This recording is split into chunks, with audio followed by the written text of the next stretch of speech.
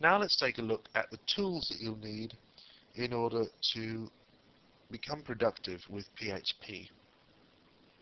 In our last movie, we looked at the hardware that will be needed to run a dynamic website on the web.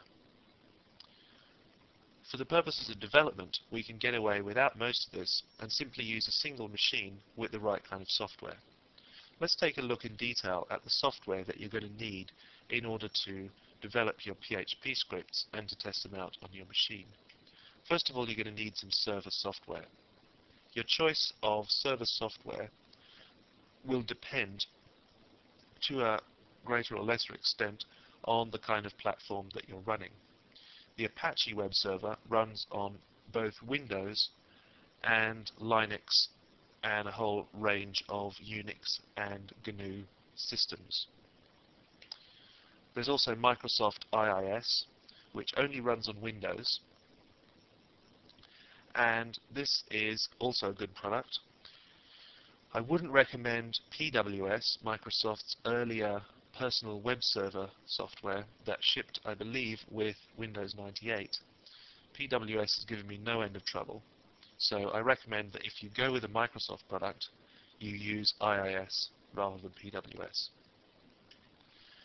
There are also a range of other server software technologies available, such as Zeus, Zatami, and a whole raft of others, but a choice has to be made as to what server you're going to run on your machine. For the purposes of this title, I'm going to be running Apache on my Windows machine. The PHP engine is the next thing that you're going to need to be running on your machine, and this is available from the PHP website, php.net, and this is available in different flavors depending on how comfortable you are with compiling or installing.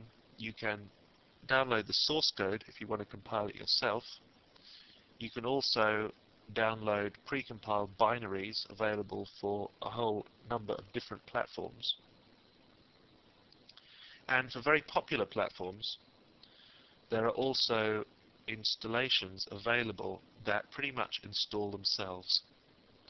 The documentation on the PHP website is pretty comprehensive as regards the different platforms and the installation instructions installing on these different platforms.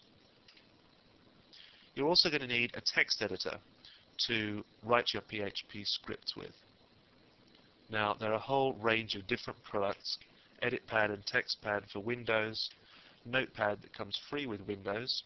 There are a number of problems with Notepad, such as its tendency to add the TXT extension to any file it saves, which is not very useful when you're trying to save a PHP script or any other kind of script that requires a specific extension. However, you can use Notepad if you wish. For the Linux platform, there are also such packages as Emacs and Vim. All of them, apart from Notepad, good text editors. I in no way intend to endorse any of these products or recommend any of them. We're going to be using EditPad for the purposes of this title, but you could use any text editor that you wanted. You're also going to need a web browser to preview your work. Now, it doesn't matter which web browser you use. We're going to be using Microsoft Internet Explorer. We could also use Netscape, Opera, Mozilla, or any of a whole range of other web browsers. Because, as we saw in the last movie, PHP scripts are executed on the server, the capacities or capabilities of the web browser are irrelevant to previewing PHP scripts. So long as the web browser works and it can read HTML, then it's satisfactory for our purposes. You're going to need a database management system if you're intending to use your PHP scripts for database connectivity. Once again, it's your own personal preference and needs that should determine which database management system you go for, be it Oracle, MySQL, PostgreSQL, and MS SQL Server. For the purposes of this title, we're going to be using MySQL, which is also available under an open source license for non-commercial use.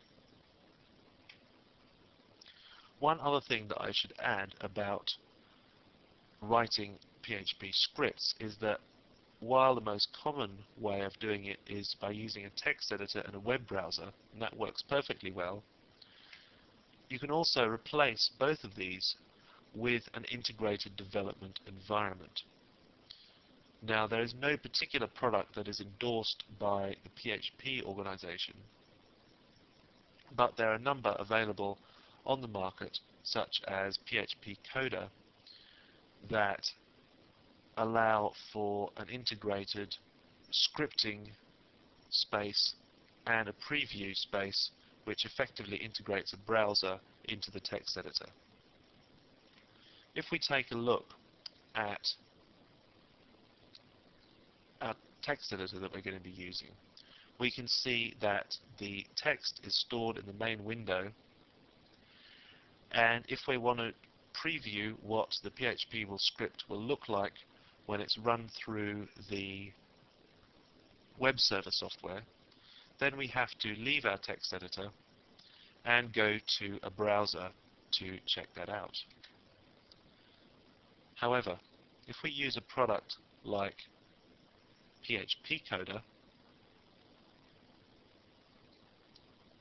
and we open up the same file here, as we can see, because this is a PHP specific product, our code has been colored, what kind of script we've entered, and we're also able to use this preview window to test out our script.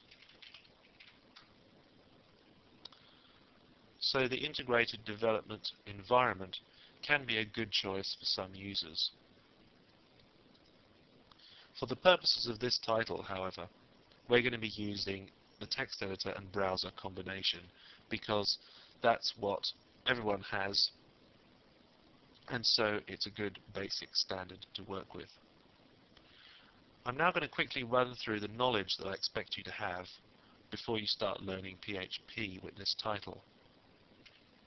I'm going to expect you to be very familiar with HTML, and if you're intending to use a database with PHP, then I expect you to know some basic skills in that database so that you can apply what I teach you in these scripts that I'm going to be using as examples to your own database and how that works. A very important thing is that you know structured query language. Now, if you haven't used a database before, or you don't know it, then I should point out that the Virtual Training Company offers a number of titles on databases. I know there's one for Microsoft SQL Server, which will teach you how to use Microsoft SQL Server, and once I finish with this PHP title, I'm going to start on a MySQL title. So if there's not a MySQL title out when you're reading this, or viewing this rather, then it will be out very soon. Finally, you're going to complete your knowledge base with PHP through this title, and once you've done that, you'll know everything you need to know to create dynamic websites. In terms of getting help with PHP outside of this title, you should download a copy of the manual so that you can look up the different functions and commands of PHP syntax. And as you can see, it gives a very short reference here, but it explains comprehensively all the different functions, but it can't go into very much depth. That's where an introductory guide such as this title comes in and helps you through your learning process as you're getting to know PHP. You should also consider using the online version of the manual, This is available at php.net. And the good thing about the online version of the manual is that PHP users have added to the fairly brief set of instructions included within the main body of the manual, and people are able to post at the bottom here with their views and little insights into the way to use different features of PHP. So the online version of the manual is constantly being updated and added to and contributed to according to the whole spirit of open source software. However, I should also point out that the user-contributed notes that we're seeing here are contributed by expert users of PHP and are intended to explain points that are not well enough explained by the official PHP documentation. They are not intended for new users of PHP to post their questions. There are forums available for that kind of thing, such as the excellent phpbuilder.com. And this is a great place to go if you're stuck with a certain thing and you want some kind of advice as to where you can go from there. As you can see, the forum is set up so that users can ask questions and other users can help them out with their problems.